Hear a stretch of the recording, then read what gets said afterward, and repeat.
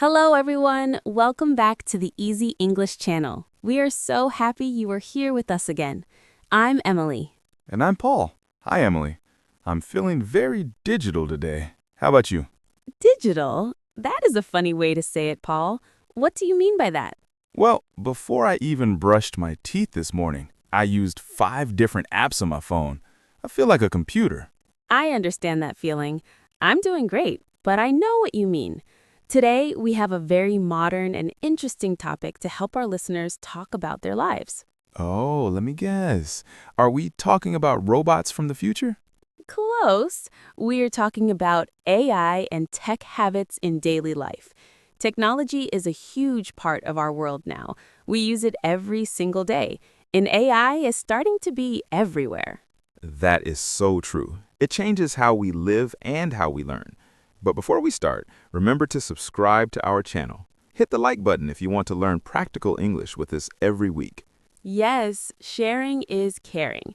If you have a friend who wants to practice their English listening, please share this video with them. It really helps our channel grow. Okay, Emily, let's start with the basics, our daily habits. We use tech gadgets from the moment we wake up. For example, I always check my smartphone as soon as I open my eyes. Is that a bad habit? Well, many people do that. I usually check my phone too, but I try to wait a little bit. I usually wait until after I drink my first cup of coffee. It helps my brain wake up first. Paul, what is the very first app you open? I usually open my email to see work messages or the weather app. I like to know if it will be sunny or if I need to carry a heavy umbrella today. That's very practical. Now, let's talk about that big word, AI. AI stands for artificial intelligence. In simple English, we can say it means smart computers or machines that think. Smart computers. I like that definition. It's much easier to remember. But do we really use AI every day, Emily? It sounds like something from a science fiction movie. Actually, we use it all the time without knowing it. For example, when you use a map app on your phone to find a new restaurant, that is AI. It looks at the traffic and tells you the fastest way to go. Oh, so when it says there's a car accident ahead, take a different road, that is the AI thinking for me. Exactly. And think about when you send a text message. Sometimes your phone guesses the next word you want to write. That is also AI. I know that one. That is called predictive text. It helps us type faster, but sometimes it guesses the wrong word and the message looks very funny. Yes, that happens. Paul, do you use AI when you study English or when you are at work? Sometimes I do. For example, I use a translator app when I read a news article and don't know a difficult word. It is very fast and easy to use. Me too. I also use a grammar checker on my computer. When I write an important email to my boss, the computer checks my spelling. It highlights mistakes in red and says, "Emily, you forgot a period here," or "This word is spelled wrong." That is very helpful for English learners. Listeners, you can use these AI tools to help you check your writing. It's like having a little teacher living in your pocket 24 hours a day. But we must be careful, Paul. We shouldn't let the computer do all the work for us. We still need to practice our grammar and remember our vocabulary. If the AI does everything, we don't learn. I agree. Technology should help us, not replace us. Now, let's talk about other tech habits. Emily, how much screen time do you have every day? Screen time is the time we spend looking at phones, TVs, or computers. Because I am a teacher, I spend about 5 or 6 hours on my laptop. I use it to plan my lessons, find videos from my students, and answer emails. After work, I usually turn it off because my head hurts. That is good. I work in an office, so I'm always in front of a big screen. Sometimes my eyes feel very dry and tired in the evening. I think I look at screens too much. That is a very common problem today.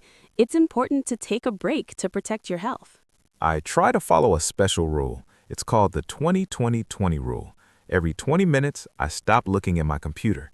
I look at something 20 feet away for at least 20 seconds. It helps my eyes relax and feel better. That is a great tip, Paul. Let's repeat that for our listeners because it is a very healthy habit. The 20-20-20 rule. Every 20 minutes, look away for 20 seconds.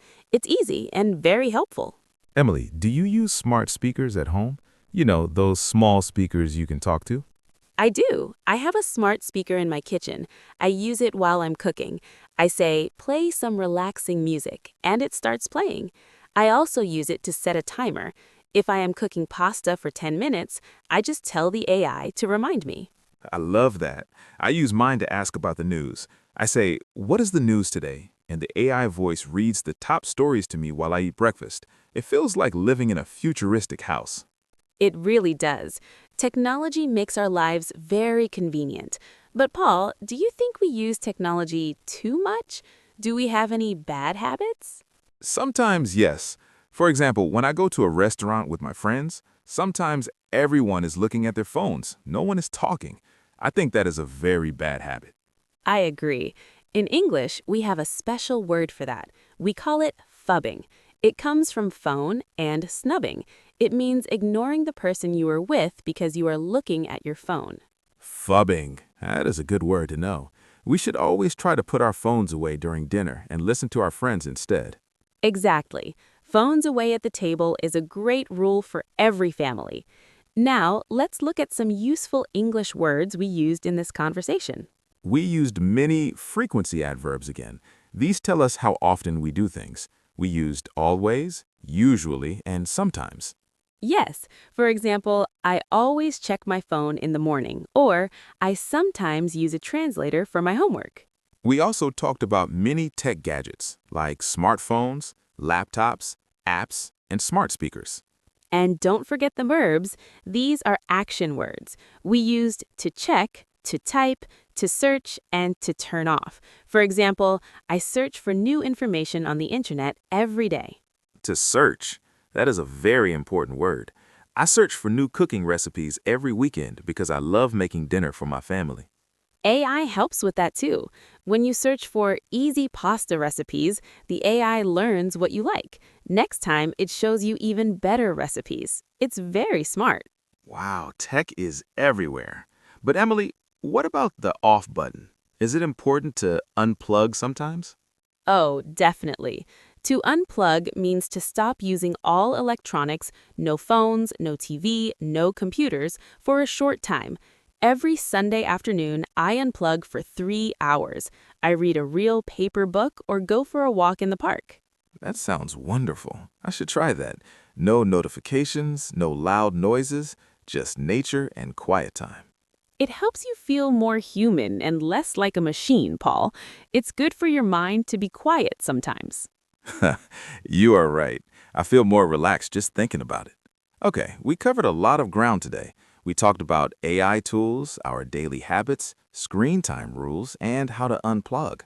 We hope these words and examples help you talk about your own technology habits in English.